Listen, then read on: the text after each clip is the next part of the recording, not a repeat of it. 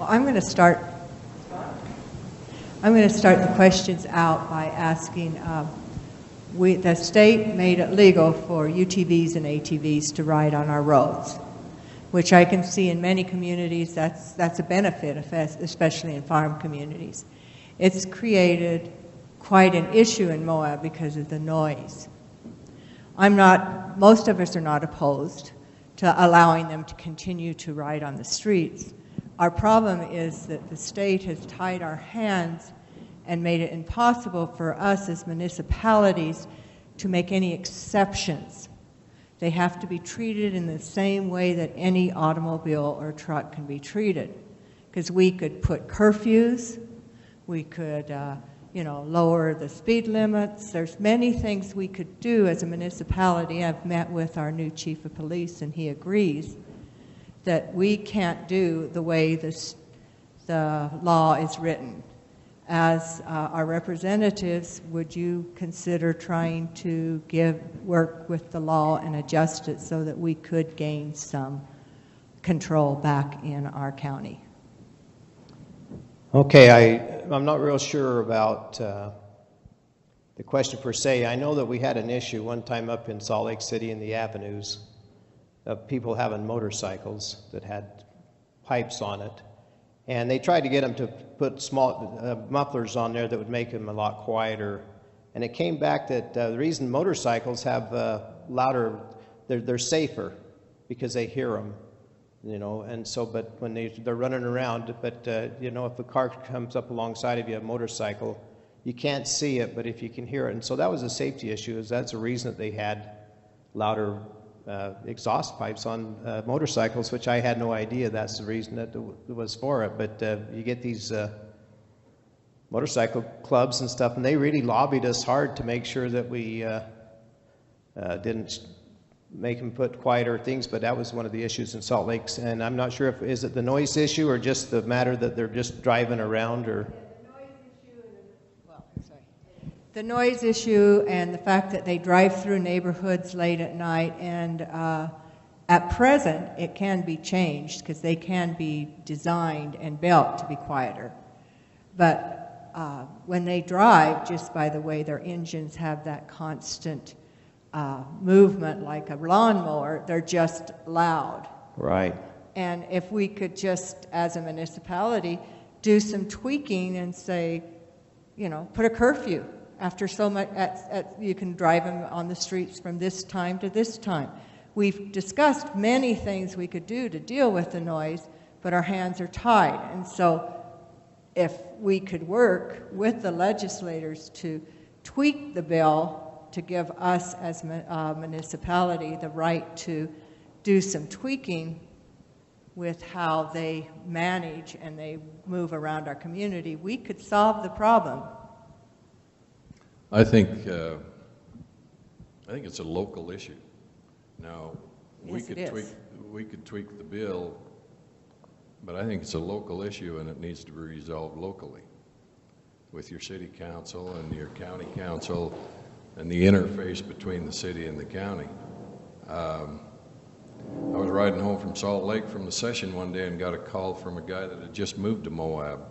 I don't know exactly where he lives, but he said during one of the ATV programs, they were all going right up the hill, right past his place at 7 o'clock in the morning, and they were coming back just after dark, and I thought to myself, well, he probably should have investigated that house a little more before he bought. But anyway, yeah, you guys, your success in tourism and off-road vehicles and motorcycles and biking has bred problems.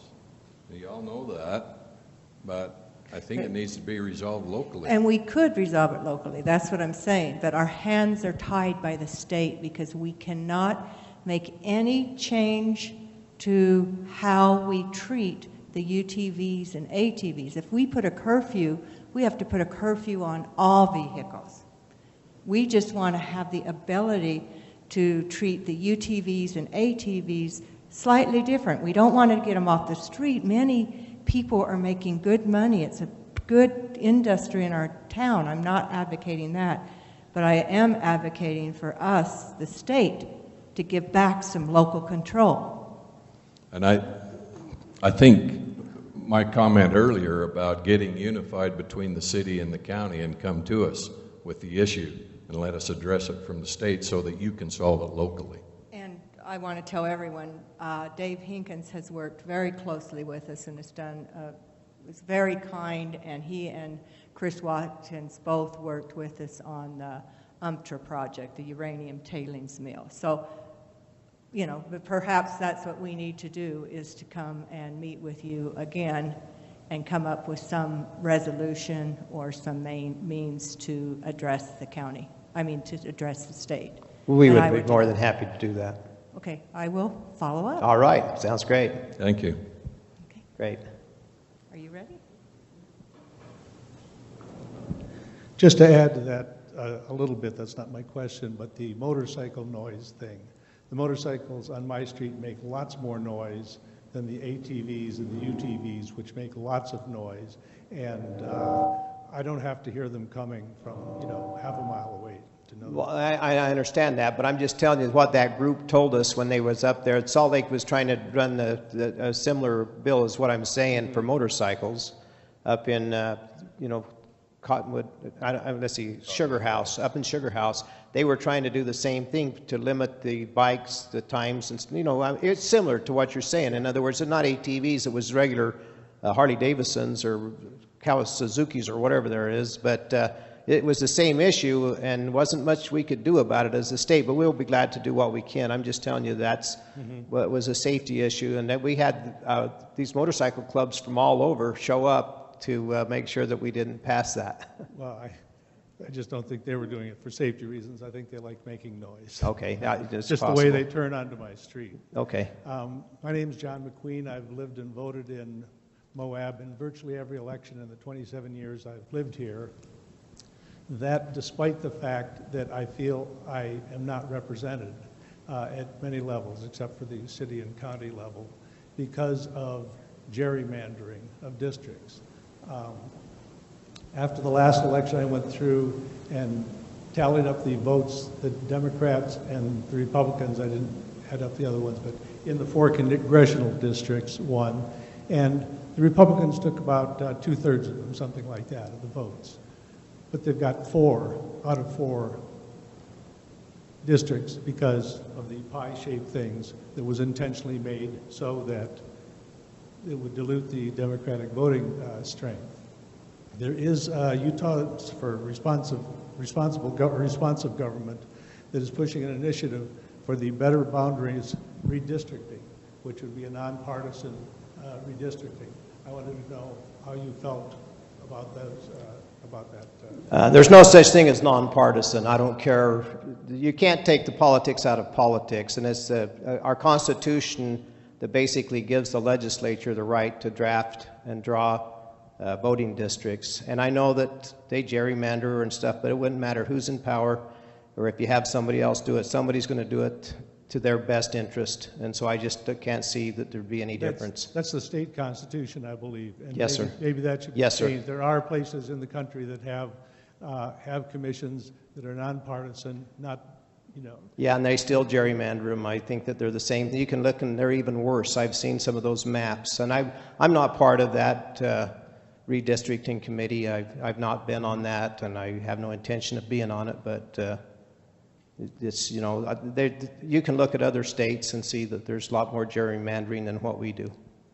I mean, I know that Representative Albrecht has, you live in Richfield, is it? That's correct. Which is about as far across your district from Moab as you can get. 2.5 hours. Yes, all the way across that way. We used to have a representative from Blanding, actually. I think he may have been the last Republican. From LaSalle, Mr. Red. Yeah, Mr. Red was from LaSalle. Yeah. No, yes, sir. this wasn't.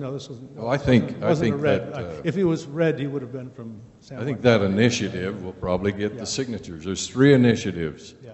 You know, there's the R schools now, there's the redistricting one, and there's the one on medical marijuana. They'll all get their signatures. It'll be on the ballot September 18th. I can't predict how they'll go, you know. It's going to be interesting. I think they'll all get their signatures, Dave. Yeah, they should. You know, I mean, it could be. But how do you feel personally about a more equitable distribution of voting in the state of Utah, where I'm good with, I'm good. Huge. I mean, I'm good with you're it the both way in it the is. party that's you know. I'm good with it the way it is. Yes, sir. No matter what happens. The only thing I'll be honest with you, one thing I would like to see that every county had its own senators. We'd have 29 counties. There's 29 people in the Senate, but that's never going to happen. When Salt Lake County has 12 senators, they're not going to allow that to happen. So the way it ought to be, that would be my personal opinion. That's the way it should be done. Okay. Okay. So my name is Ronnie Dressary. I'm a member of the Moab City Council, and I too would like to thank Senator Hinkins for the help with trying to get regular funding for the UMTUR project from the Department of Energy. For people who don't know, he worked in the legislature to pass a Senate-House joint resolution asking the DOE to give us an increased and regulated funding rate that would help us get the pile moved by 2025. So, and welcome Representative Albrecht. I had a question for you because I've been on the City Council here, first experience in local government since the beginning of 2016, and one of the things we do at the city level is a lot of us get some extra training from the Utah League of Cities and Towns. And one of the things we've discussed a lot at the Utah League of Cities and Towns is in terms of local zoning and planning issues, there seems to be a bit of a trend at the legislature in terms of breaking away a little bit, or I think the attorney at the League of Cities and Towns is a little bit more bold. She calls it death by 100 cuts, but at the ability of local cities and towns to make their decisions about their own planning and zoning. And so one example we had that affected us locally was some legislation that was proposed about overnight rentals. And it went through a lot of different forms, but it caused a lot of, I think, confusion and consternation in our community, because I think our community and a lot of ones around the state felt like our situation is a little bit different than some communities in the state who might not have tourism as a big part of their economy, and how, especially with our challenges with housing, we could have a unique study that we've been doing of our housing needs and how we feel overnight rentals fit in. Like, they're definitely allowed here. We have zones where they're allowed, but we felt like it would benefit our community most if we had more say in how we deal with them, and then, you know, other communities make their own choices. But there seems to be a bit of a push to change some of that. So we were just wondering, are there other things we can do as local officials, as citizens, to have more of a say in keeping the community's ability to make some of those decisions locally? Because I think a lot of us feel like they are made more effectively and more economically when we have more of a say. I would love if you would get a resolution from the city as well as from the county of your, because I got just as much from your local citizens. I got for it and against it. Yeah. So when you're a legislator, I don't know which direction to go, but if I could get a resolution from the county and from the city saying, this is what we want. But when I start getting calls from just as many people saying that ain't what we want, it isn't what we want, I don't, you know, I need to know what direction you really want me to go, because I've got half the community or half the land. Some people say we got property rights. We should be able to rent how and where we want. We should be able to advertise. So there's just as many people. I don't know that there's as many, but there's as many vocal people coming to me from one side as the other. And so if I could get a resolution from your community saying which direction you want me to go, because right now I don't know whether to go to or from. In terms of like the historical ability we've had to make our own decisions about, you know, based on our own municipal code, or do you feel supportive of that, or do you feel like there's any kind of trend in the state going on that maybe community should have less of a say? I know there's been some discussion about density. I'll be honest with you, I don't have a dog in the fight. Yeah. And so if you as a community could tell me which direction you want me to go, I'd be more than happy to do it. But when I get as many people saying don't do it as I have say do it, I don't know which, you know, like I said, I don't have that Okay, type so of that might rent. be something too. I mean, I need to know what direction to go. Okay. When that came up, it was Representative John Notwell. Right, yeah. And I was hearing the same thing the senator was. There was some for and some against down here.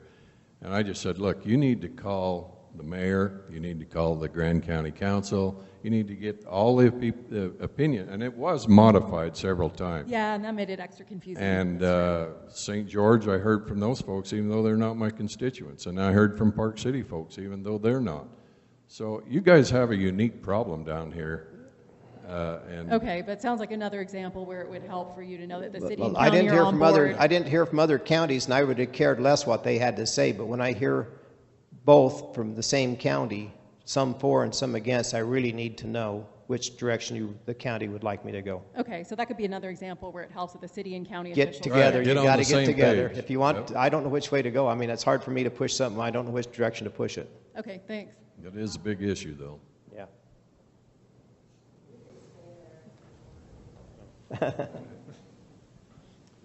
Nate Reidman, Moab resident.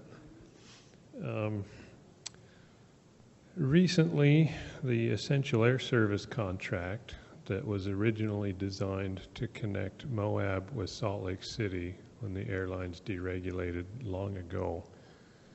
I think there was a lot of consternation at the county and debate on which service they would support. In the end, SkyWest Airlines got it, and they're going to fly to Denver. I didn't know that. It's gone to Denver in the past. I seen it in the paper, but I didn't get a chance to read it this evening. It's a long story. I used to fly that contract myself, several issues a long time ago now. But SkyWest is a Utah company. The subsidy probably works better for them if they go to Denver because it's further away. I don't know how they structure the funding anymore.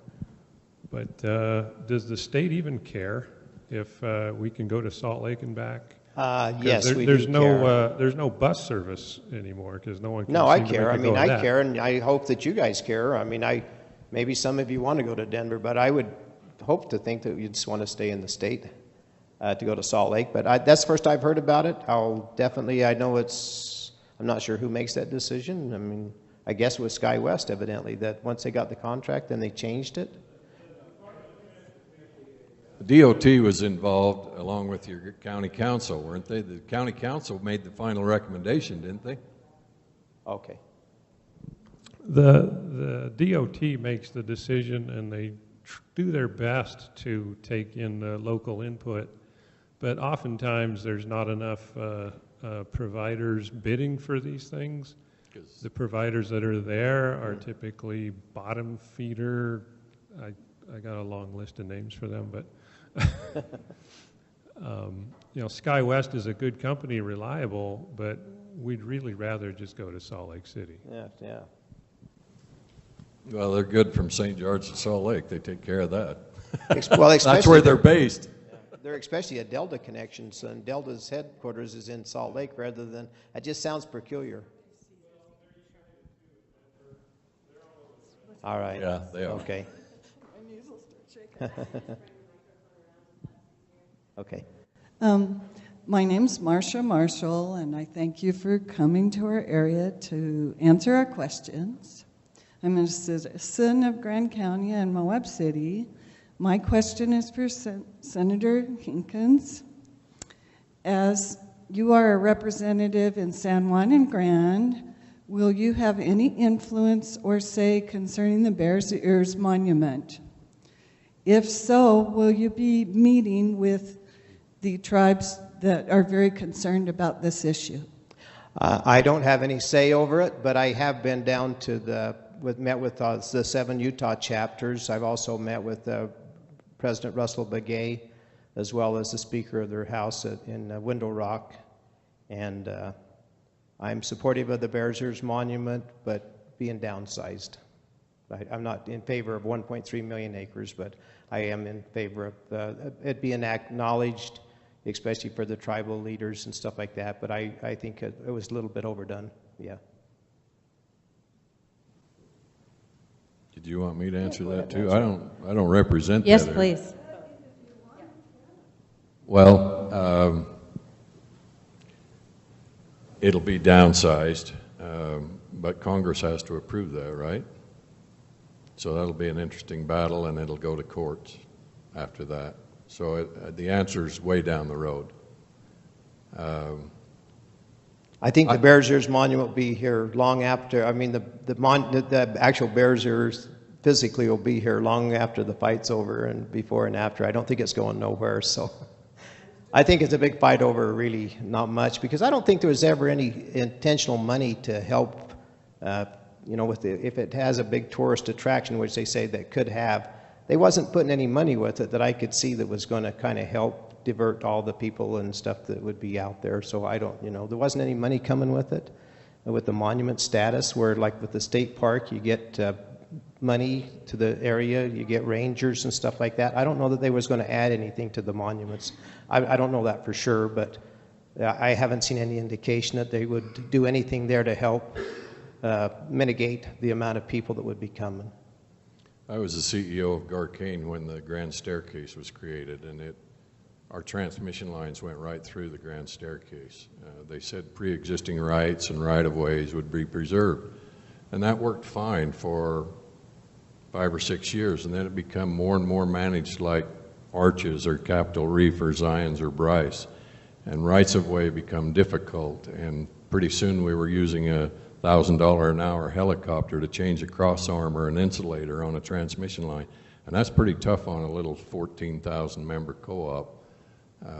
Pretty expensive, it had to be passed along in rates. And so, you know, 1.9 million acres there, 1.3 million acres here, it's too large.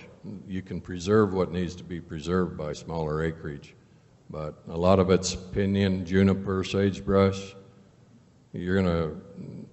I just don't think that's reasonable. We've already talked about how we have limited funding with 65% of our land locked up. Rebuttal.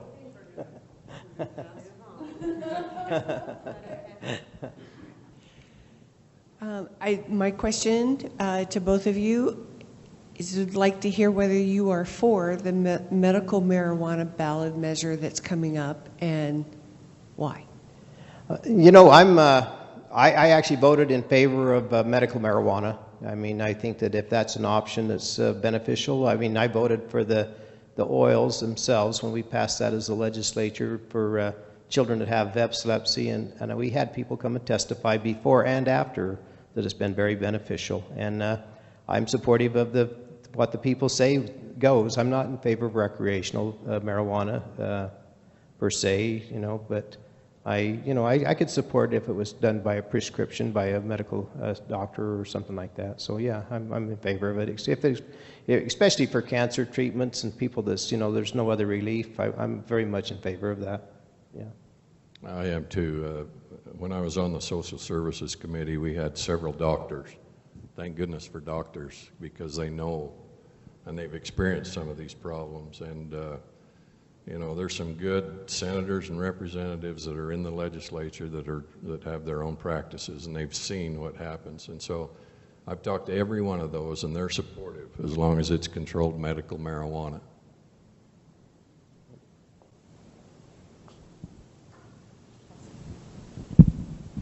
My name is Cassie Patterson, and I'm actually currently running for city council, so I'm just trying to show my support for this town. Thank you.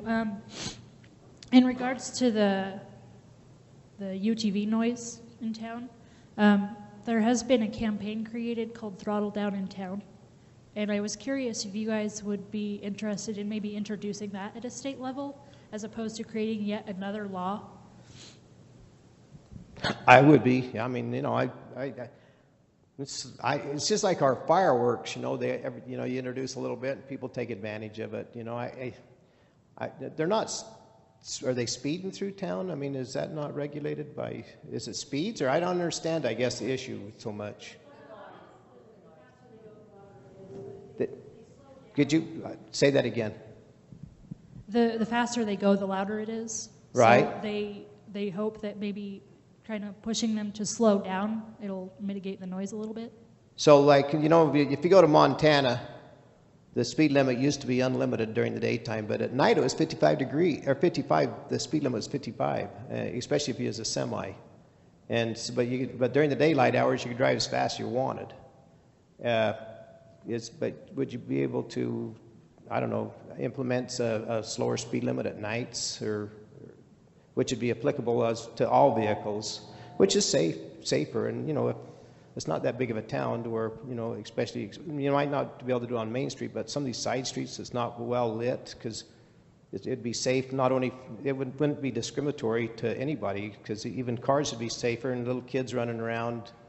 It might be a good idea. I'm supportive of it, but I think that should be a local, and I think we should allow this. I mean, the state should allow it, and I'm sorry that happened, that they weren't able to do that. I think, was that Mike Noel's bill?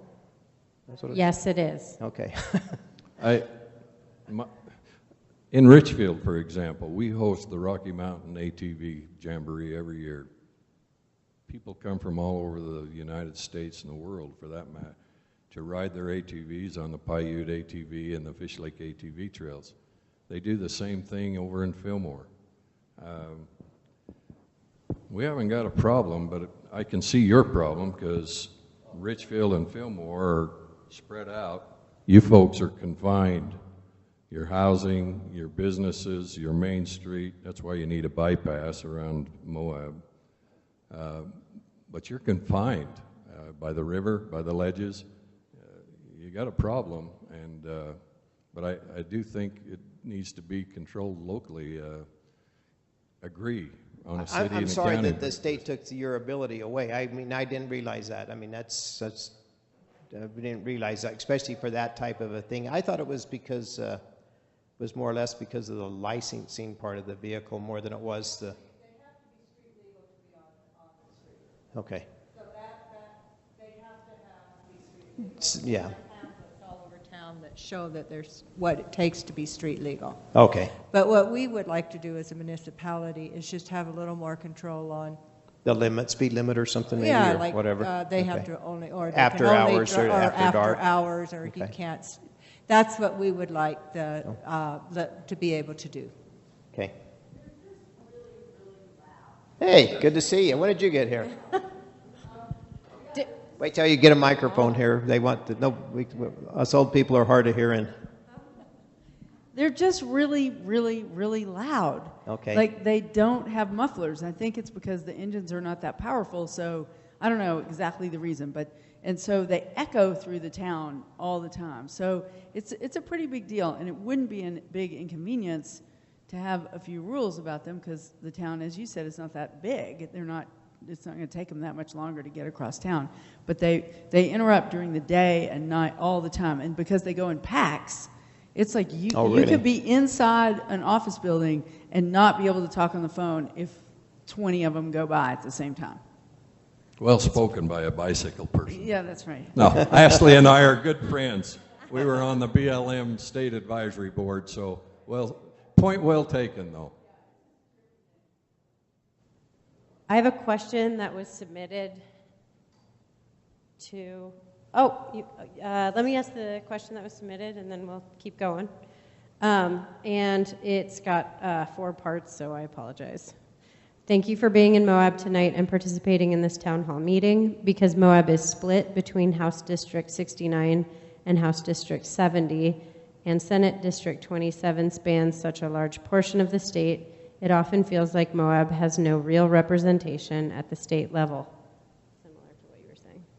In what ways do you gather information on your constituents in Moab and their legislative priorities?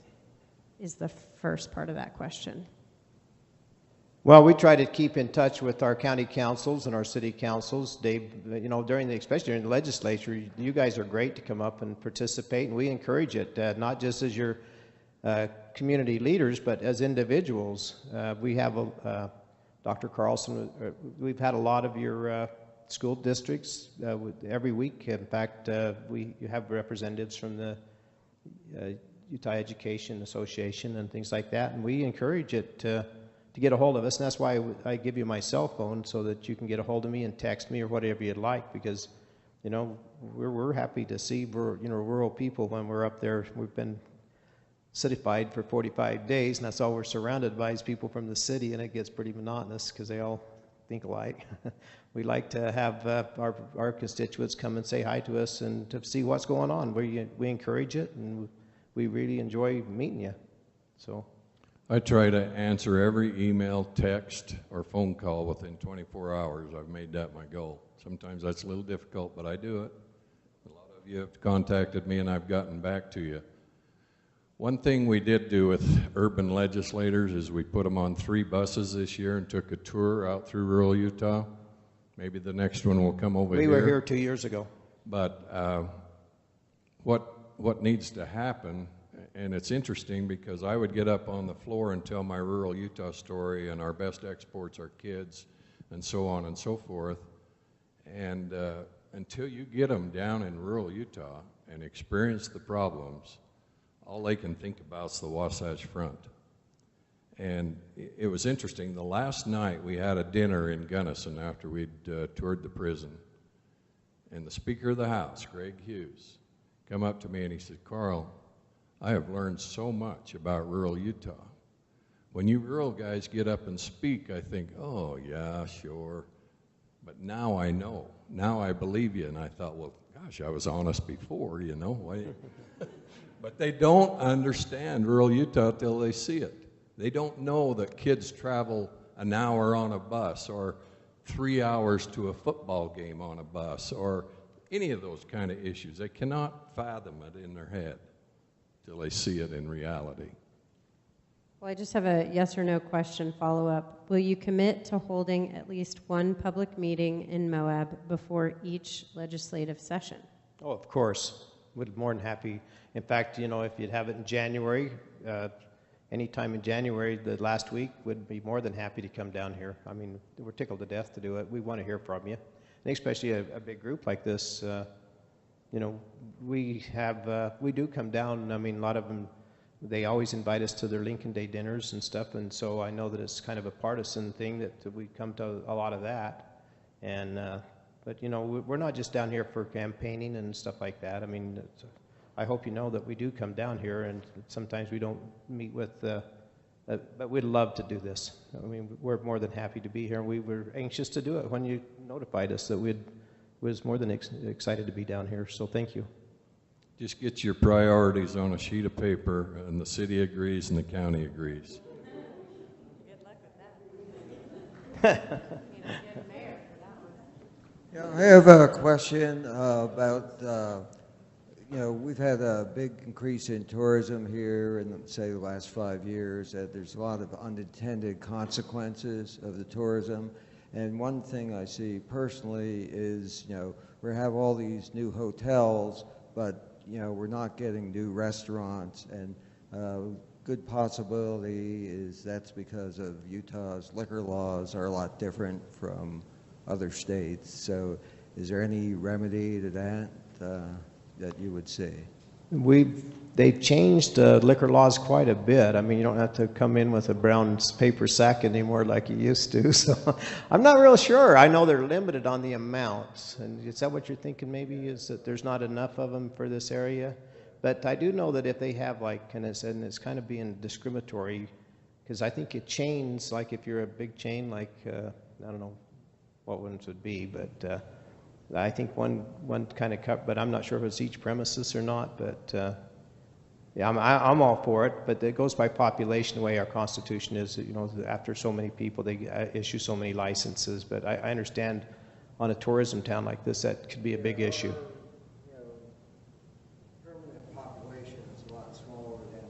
Yeah, I know.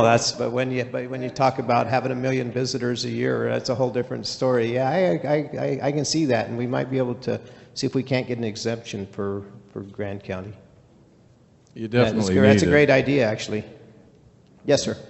Or maybe base that on the number of hotel rooms in the interior of town, because then you could double population, triple population. Come on, yeah. To do it on the amount of rooms that's in the area, hotel rooms. Yeah, I think that's a good idea. I mean, I'll talk to Jerry Stevenson. He runs the alcohol bills most of the times, and so he's the appropriations chair up there. So, just to give you an idea of what you're talking about here in Moab and tourists, I think one of the top 5 liquor stores in the state of Utah is Ruby's Inn. Well, I know during the, I don't know if it's an exception or not, but I know up in Park City, I think they said they run like 1 or 2 semi-loads of liquor up to during the film festival up in Park City daily. Up to Park City, there's a big 1 or 2 big semi-loads of alcohol, and it's very expensive wines and stuff. They said it's very lucrative. And by the way, all the profits, he'd like to get the microphone back there, but a lot of people are about the state liquor. Why are we in the liquor business? And we're not the only state that does it, but just so you know where that money goes, all the profits off of it goes to your kids' school lunches. And so most of the profits that the state gets off the liquor sales and stuff like that goes to education to pay for kids' school lunches and stuff. So it subsidizes that. So it's a good cause. I caught a lot of flack on the .05 bill, and I answered some of you and told you why. I voted for that bill because I had a niece and her baby get killed by a drunk driver. But I think that bill's going to be tweaked in the next legislature. I don't think the .05 is going to stand. That's just my personal opinion. I did get my picture in a paper, full-page ad in the Salt Lake Tribune as an old guy that's more impaired than a liquor drinker. I'm Rachel Cresto. I work for the Forest Service. I've lived in Moab. Well, I was born here, actually. Oh. I've got some pretty deep Utah roots, but my question is regarding the Moab Fire Center, which was chatted about briefly in the Moab Sun News. I'm the acting center manager for that fire center. And for those of you that don't know, there's a dispatch consolidation study that was done at a legislative level, is what they told us, or an executive level, whatever that means. It's a government terminology. Anyway, what that means is our fire center that serves a lot of wildland firefighters is going to close, and that's going to happen in 3 years. So hopefully we can possibly put that before your legislation, I would hope. This affects Richfield. This affects Vernal.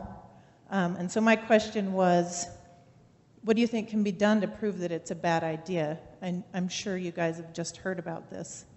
Well, I've actually heard about it 3 months ago, and so I've kind of been working on it. My neighbor up in Orangeville was one that made me aware of it. He was with the Forest Service, and he's went over the firefighters. And, okay, a great guy, and he's made me aware of it, and it's an issue that we really want to try to resolve because not only do we lose the personnel in rural counties, but more of a safety issue that we don't have the direct oversight here on locations as close as possible. And so I hope that we can get that turned around.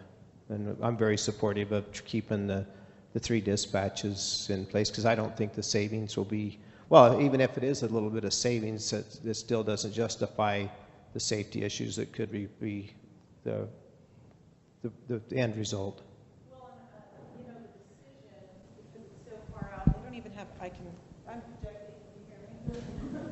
Because the decision is so far out, I figure that there's a possibility that with more, I guess, public attention, more realization, if we push it before legislature, it might get knocked down before it can really I think that's if we could actually get some vocal community saying, because of all the fire things, like he mentioned, I forget how many said, like 1,100 fires in Montana or whatever. That's a lot. I mean, I had no idea.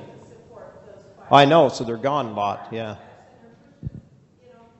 People, crews, engines, even some of the, Grand County EMS people go out on fires in Montana. We just recently sent somebody out. So we have a pretty deep organization that supports not just wildfire, but we support and help with, city fires that get into the wetlands. So, you're talking about moving a dispatch center all the way to Richfield, 3 hours away, which creates a huge travel time and a big safety risk for firefighters. So I agree.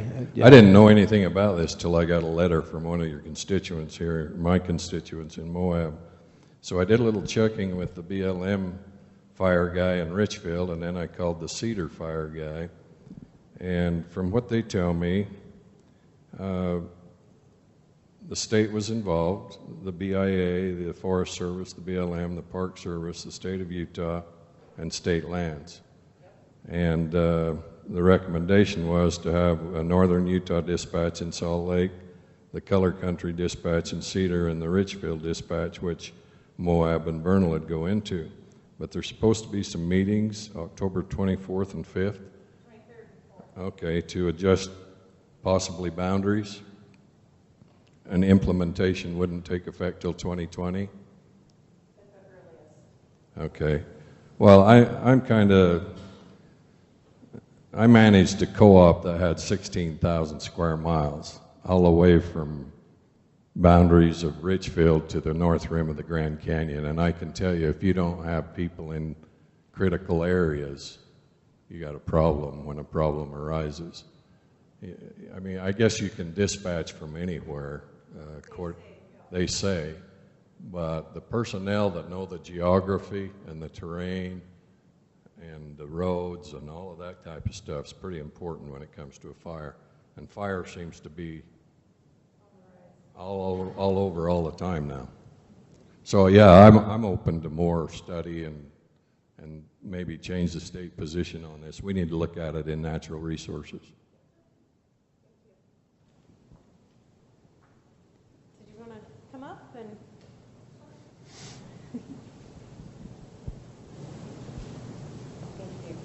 I wanted to know if there has been any, I'm Elaine Gisler, I'm the Executive Director for Tourism here in Grant County, and I wanted to ask if you have any update on the proposed timed entry for Arches National Park. Has there been any update or any decision made on whether that's going to be implemented or not? That's a federal issue, and I could, if you have some problem with Dead Horse Point, you get a hold of me.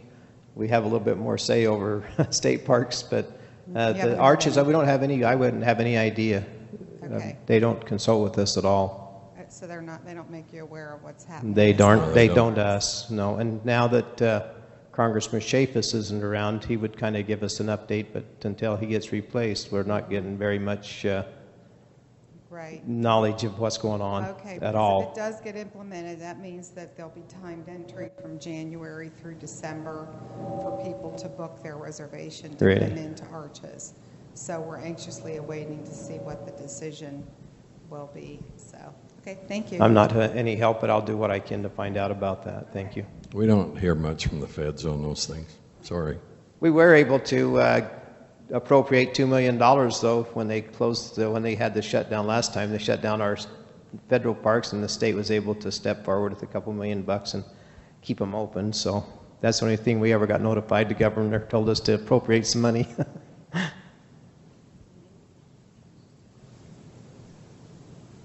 Are there any other questions? Bill?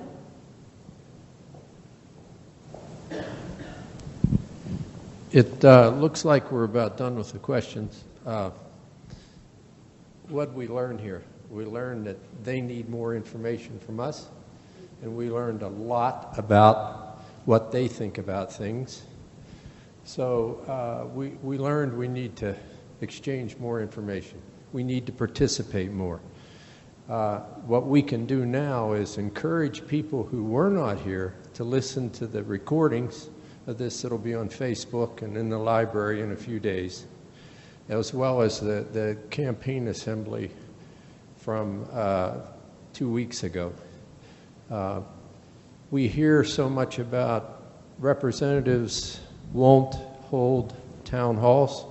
They're here. They came instantly. They required...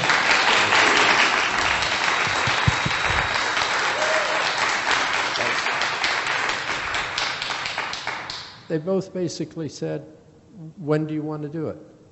And we had to work out a little bit on schedules around the music festival, etc., but they never hesitated.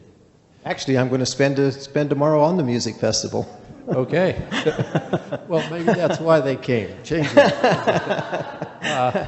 Well, we're able to appropriate. I've had the pleasure of appropriating $25,000 each year for 9 years, and I keep trying to get it bumped up to $50,000, but it hasn't happened yet. But we're still working on that. So. Okay. But we're able to help our community, and anything you can get off the Wasatch Front. I mean, they can squeeze. Those people right people out. come up every year and hit us up, and Yes. we try to give them a little bit more, but we got a lot of competition.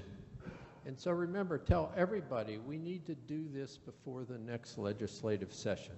So going into that session, they know what we want and what we need. It's very simple. So many times they said, well, I wasn't aware of that. Nobody told me. Or I get dissenting opinions on it. How can they work with that unless we participate? So thank you all for coming, and I'm sure if you have individual things to say to them, including thanks, they're welcome, and you're welcome to hang around for a few minutes, but thanks again. I spend the night here, but he's got to get back. I got a granddaughter's birthday party. All right, okay. But I will tell you this, I get your newspapers, I read them, I try to keep appraised of what's going on down there in Moab, and please, you know, we'll come anytime. Dave and I, we might not always agree, but we'll give you our opinions. We'll try to help you out in the legislature. Pass that message around, please.